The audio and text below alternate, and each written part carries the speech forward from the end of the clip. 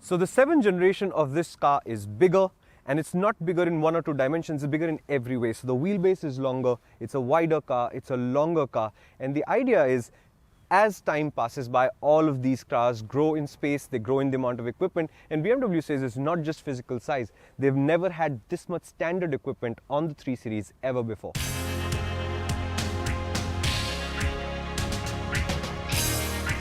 We started out in the white colored 320D, the car that BMW is going to sell the most of in India.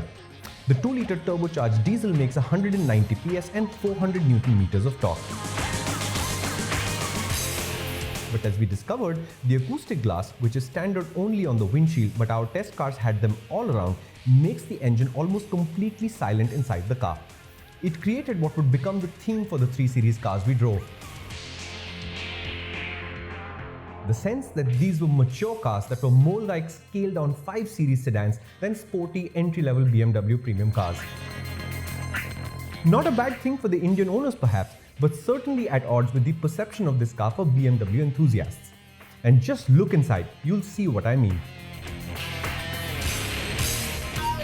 What I really like about this car so far are the screens, and I don't think the sizes of the screens on this particular car are standard, but they have done a good job of integrating it. The information is easy to read, and now it's organized in a way that makes complete sense, because there's a rev counter on this side, there's a speedometer on this side, but there's a big space in the middle which you can use to display whatever is convenient. And since we are in a country outside India, we are driving a specifically chosen route, the one thing I want to be sure is that I'm on the right road so that I don't get lost.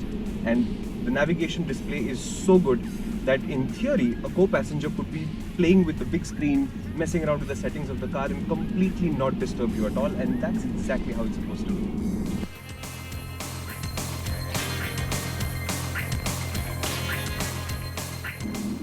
So we're driving primarily 2 BMWs on this drive, the media preview of the new 3 Series. One is the 320D, very important car for India. And this one. This is the 330i with the M Sport kit. Now the 330i will come to India, the M Sport kit will probably be optional.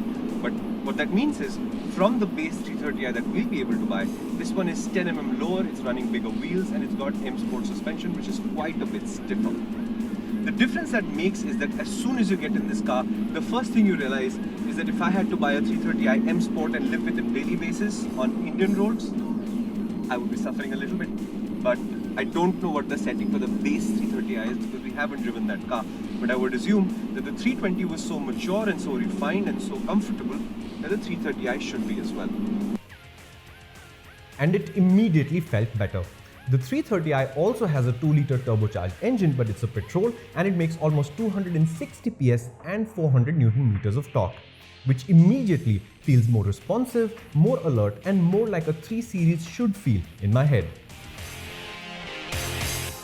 The 330i and the 320D both make the same amount of peak torque. They both have 400 Newton meters of torque from their engines.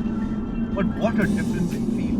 Now the diesel is very refined. You can't tell that it's a diesel from inside because it's so silent inside. And this particular car has the optional acoustic glass on all of the mirror, all of the glass. So the windshield is standard, all the other ones are optional, and it does insulate you from the sound a little bit. But BMW does do their usual trick of piping some of the sound amplified from the engine into the cabin. So this car is a lot more vocal when you get on the gas. And I have to say that whether you think of it as a corruption of the natural order of things or an improvement on the natural order of things, it does sound good. But as much fun as we were having, we were in some trouble with the car's new software features. This car also has a lot of stuff built in which, let's call it intelligence. And I do use the word a little bit lightly because our accents can interfere. But essentially, the car is listening to you the whole time. Not like Alexa, it's not actually reporting to BMW what you're saying, although that would be funny. But it does listen, and you can use voice functions to achieve things. So you could say, "Hey BMW." Hello, what can I help you with? "How far can we drive today?" Could you repeat that? "What's my range?"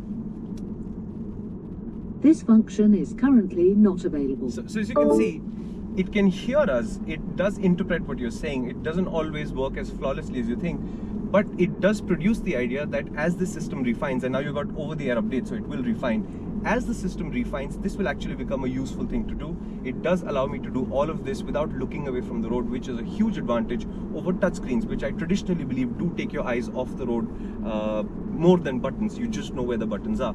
Of course, BMW gives you the usual shortcut buttons here, which you can use and preset, and owners do tend to use them, although people like us who are switching in and out of cars don't use them that much.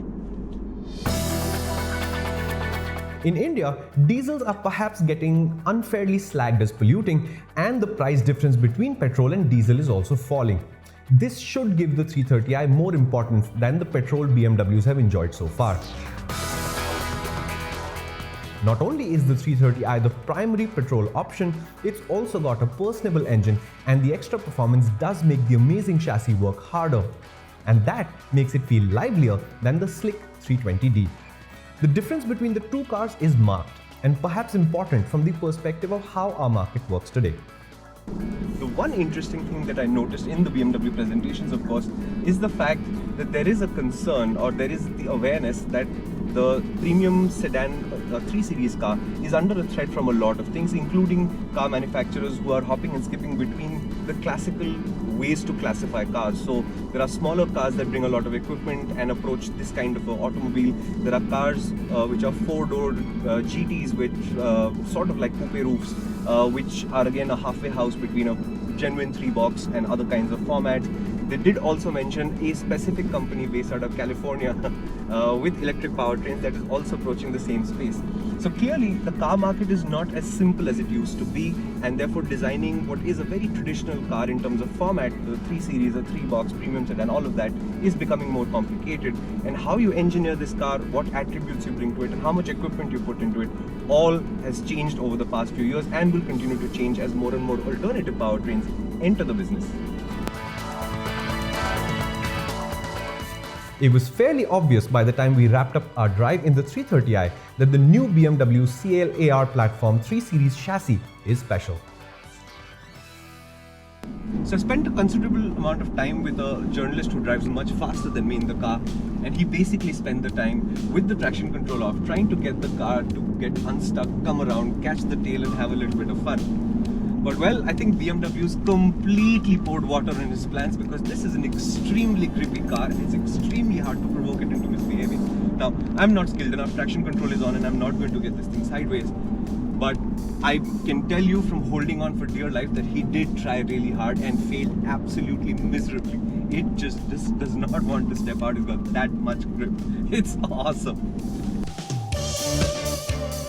And the real flavor of the 3 Series as a result requires a lot of power to reveal.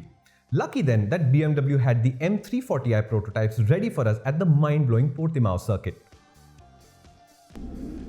So now it's time for the racetrack experience.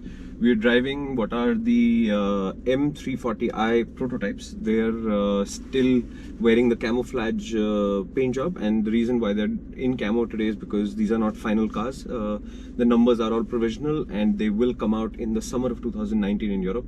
So these will be the fastest ones we drive.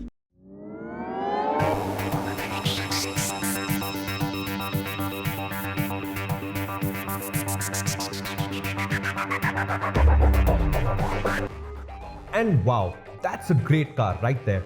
The 6-cylinder brings 374 PS and 500 Newton meters to this car, and this one has all-wheel drive.